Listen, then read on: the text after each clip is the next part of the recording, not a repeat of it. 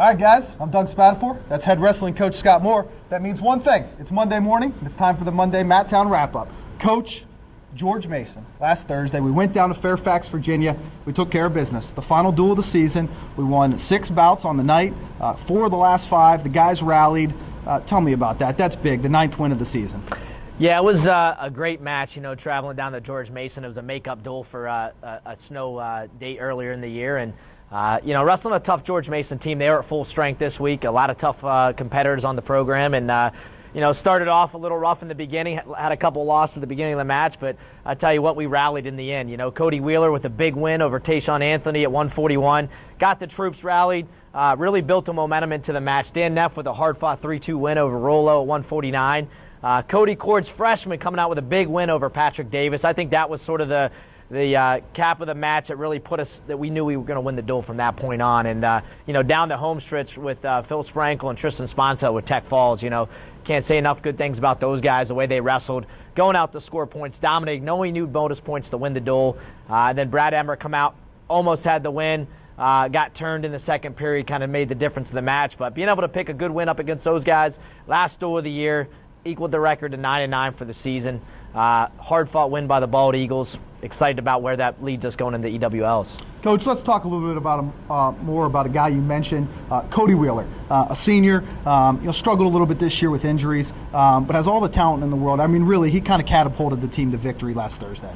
Yeah, Cody's a guy that we've had a lot of high hopes for this season. Started at 149 as a team player when Neff was down at 41. We got him back down to 141 in January.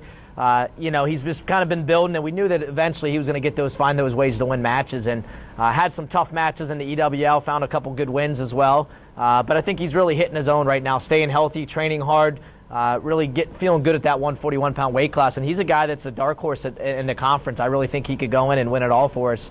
But just the way he wrestled, battling, getting a double leg in about 10 seconds left against the George Mason kid, that was something that, for me, that was, one of his better matches I've seen him wrestle over the last couple of years, and really proves that we made the right decision with dropping him back down and putting him in the lineup. With the win at George Mason, the team moves back to 9-9, which you already mentioned. Talk a little bit more about that. 9 wins, the most in a dual season since 2008, an extremely hard schedule. I mean, when we put it together, you knew that the guys were going to go out and have to wrestle some of the very best teams in the country. When it all is said and done, 9-9, the most wins in a while.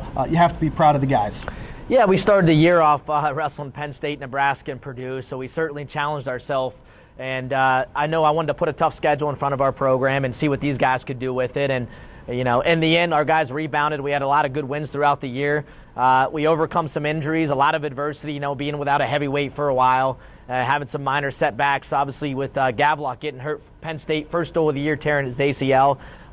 So it wasn't without some adversity that we were able to overcome and become 9-9 on the year. And great wins over Clarion, George Mason, Bloomsburg, some of these other tough matches that we were able to gut it out without a heavyweight. So proud of the way these guys wrestled. For us right now, it's just building momentum, building confidence, believing that we can go in and win that EWL title. It's been a long time, I believe 1997 since the last time we won the Eastern Wrestling League Conference title. So we're excited about, the results from the season. Always matches that you want to take back, and always individual matches that you look back and say, well, we should have won that. But, we build on what we've accomplished this year. We get the guys excited, build that confidence, and really go into EWLs ablazing. So awesome. Thanks, Coach. Well, March is on the horizon, and that means one thing. Postseason wrestling is on its way. Bald Eagles host the EWL Championships on Saturday, March 5th. Next week, Coach and I will preview the championships. And if you want more details, just visit golhu.com. Coach, as always, thanks. Thank you.